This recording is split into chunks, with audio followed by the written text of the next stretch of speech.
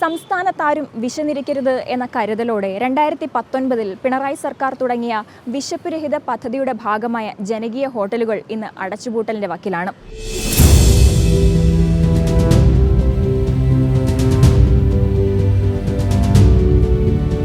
Subsidy നിരക്കിൽ ലഭിച്ചിരുന്ന അരി നിർത്തലാക്കിയതോടെയാണ് ഒന്നാം പിണറായി സർക്കാർ ആരംഭിച്ച പദ്ധതി വെറും 4 വർഷത്തിനുള്ളിൽ അവതാളത്തിലായത്. ആദ്യഘട്ടത്തിൽ 20 രൂപ ഊണിന് 10 രൂപ സബ്സിഡി നൽകിയത് നിർത്തലാക്കിയിരുന്നു. ഈ സബ്സിഡി ഇനത്തിൽ തന്നെ 4 ലക്ഷത്തോളം രൂപ ഇപ്പോഴും നൽകാൻ ബാക്കിയാണ്. ഇപ്പോൾ 30 രൂപയ്ക്ക് നൽകിയിരുന്ന സബ്സിഡി അരിയും നിർത്തലാക്കിയതോടെ ഇനി എങ്ങനെ കുറഞ്ഞ നിരക്കിൽ ഭക്ഷണം വിളമ്പുമെന്ന ആശങ്കയിലാണ് ഹോട്ടൽ നടത്തിപ്പുകാരായ കുടുംബശ്രീ പ്രവർത്തകർ.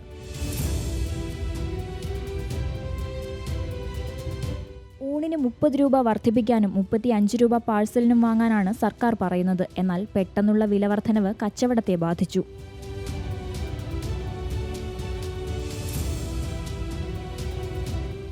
ഇപ്പോൾ നമുക്ക് സർക്കാർ പറഞ്ഞത് 35 ഇട്ട് കൊടുക്കാൻ പറഞ്ഞ്, അതായത് ഇവിടെ വന്ന് വാങ്ങിക്കുന്നതിന് 30ഉം പാർസൽ കൊണ്ട് കൊടുക്കുന്നതിനാണെങ്കിൽ 35ഉമാണ് പറഞ്ഞത്. പക്ഷേ എന്നാലും നമുക്ക് 35 കൊടുത്താൽ കുറച്ചുകൂടെ കച്ചവടം കുറവായിരിക്കും. 30-നായതുകൊണ്ടാണ് ഇപ്പോൾ തന്നെ മാക്സിമം എല്ലാവരും വന്ന് വാങ്ങിച്ചുകൊണ്ട് പോകുന്നത്. കെട്ടിടം വാടകയ്ക്കെടുത്തു പോലും കച്ചവടം മുന്നോട്ട് കൊണ്ടുപോകാൻ ശ്രമിക്കുന്നുണ്ടെങ്കിലും പച്ചക്കറിയുടെയും നിത്യോപയോഗ സാധനങ്ങളുടെയും വില വർധനവ് സാരമായി തന്നെ ബാധിക്കുന്നുണ്ട്. ഞാനിത് കെട്ടിടം വാടകയ്ക്കെടുത്താണ് ചെയ്യുന്നത്. ഇപ്പം വികസനം വരുമ്പോഴത്തേക്ക് കെട്ടിടം പൂർണ്ണമായിട്ട് പോകും. അപ്പം അതിൻ്റെ ഒരു പ്രതിസന്ധി ഉണ്ട്. ഇനി ഇത് മാറ്റി വേറൊരു കെട്ടിടം കെട്ടിയാലേ എനിക്കിനിത് മുന്നോട്ട് കൊണ്ടുപോയി ചെയ്യാൻ പറ്റുകയുള്ളൂ.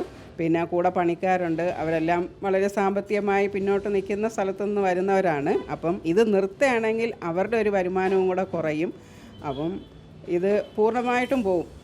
അപ്പം ഞാൻ അതിനൊക്കെ പരാതി കൊടുത്തിട്ടുണ്ട്, എവിടെയെങ്കിലും ഒരു കെട്ടിടം തരണം എന്നുള്ള രീതിയിൽ.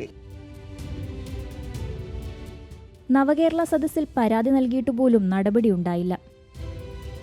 നവകേരള സദസ്സിൻ്റെ അന്ന് കൊണ്ടുവന്ന് പരാതി കൊടുത്ത് അവർ ബാക്കി എല്ലാ ഡീറ്റെയിലും വന്ന് വില്ലേജ് ഓഫീസിൽ നിന്ന് വരുമെന്ന് പറഞ്ഞ്, പക്ഷെ അത് ഇതുവരെ വന്നിട്ടില്ല. ബാക്കി എല്ലാ സ്ഥലത്തുനിന്നും വന്നവർ നോക്കിയിട്ടൊക്കെ പോയി. സബ്സിഡിക്ക് വേണ്ടി ഓരോ സർക്കാർ സ്ഥാപനങ്ങളിലും കയറിയിറങ്ങുമ്പോൾ സർക്കാർ ഫണ്ട് തന്നാൽ ഞങ്ങൾ തരുമെന്നാണ് ഉദ്യോഗസ്ഥരുടെ മറുപടി. ഈ സബ്സിഡിക്ക് വേണ്ടി തന്നെ ഞങ്ങൾ ഒരുപാട് സ്ഥലത്ത് കയറിയിറങ്ങി എല്ലാം ചെയ്തിട്ടുണ്ട്. പക്ഷേ തിരിച്ച് മറുപടി ആരും ഒന്നും എവിടെ ചോദിച്ചാലും അവർക്കൊന്നും അറിഞ്ഞുകൂടാന്ന് ഇങ്ങനെ പറയും.